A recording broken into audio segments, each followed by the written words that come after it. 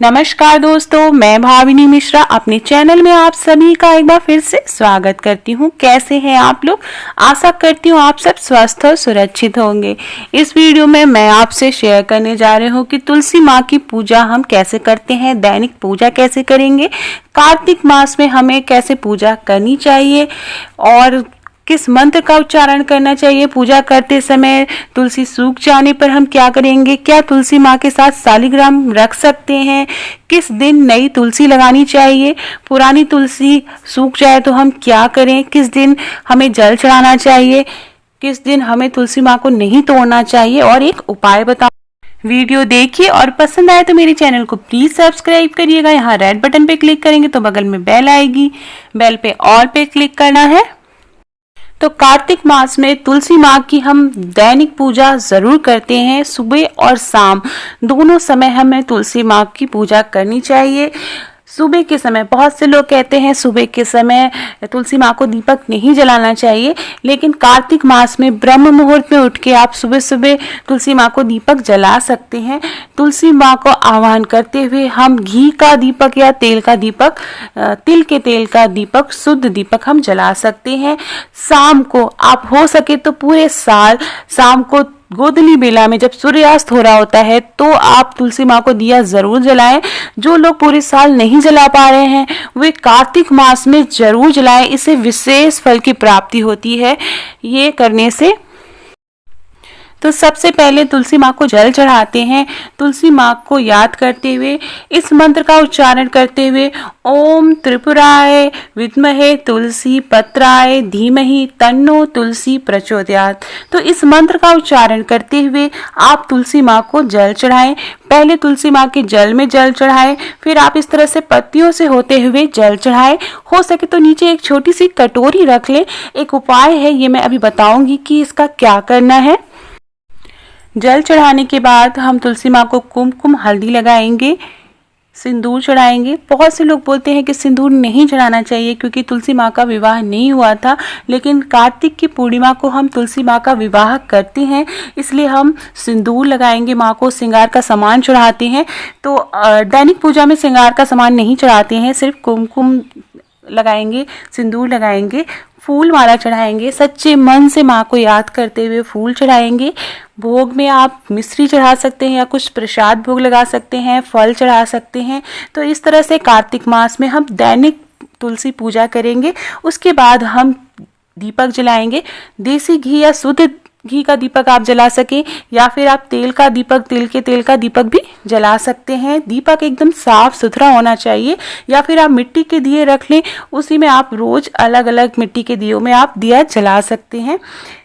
तो इस तरह से हम तुलसी माँ की दैनिक पूजा करते हैं।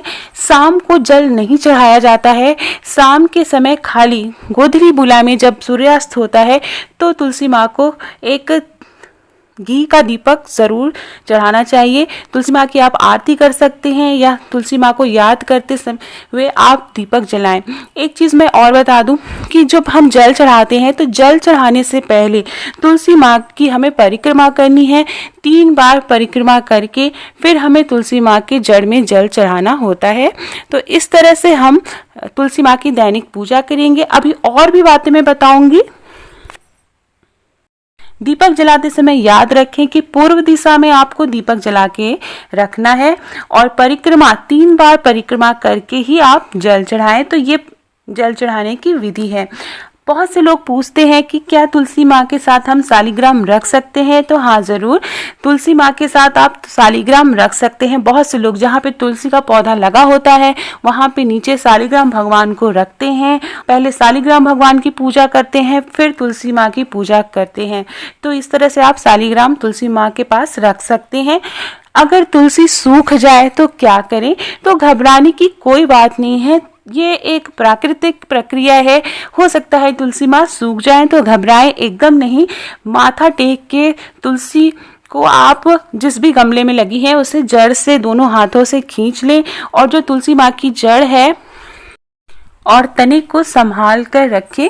जो सूखी हुई जड़ और तना है तुलसी माँ को, उससे संभाल के रखें। और उस गमले में जहाँ तुलसी माँ लगी थी वो गमला ही बहुत पवित्र है, पूजा के योग्य है, तो वहाँ आप ज्वारी लगा सकते हैं या फूल लगा सकते हैं और नित्य उसमें थोड़ा थोड़ा पानी डालते रहें, माँ का आवाहन करते रहें।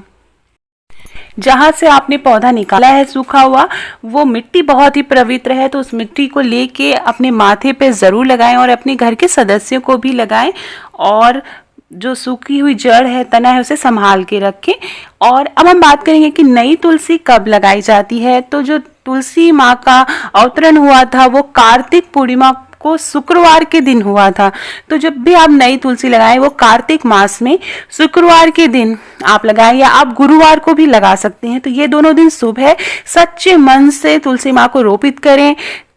जब भी आप नई तुलसी लगाएं उनकी पूजा पाठ अच्छे से करें, शंख बजाएं और अच्छे से आप तुलसी माँ को रोपित करें। तो इस तरह से तुलसी माँ को हम पूर्णिमा के दिन लगा सकते हैं, शुक्रवार के दिन लगा सकते हैं, गुरुवार के दिन लगा सकते हैं। अब हम बात करेंगे कि जल किस दिन ना चढ़ाएं।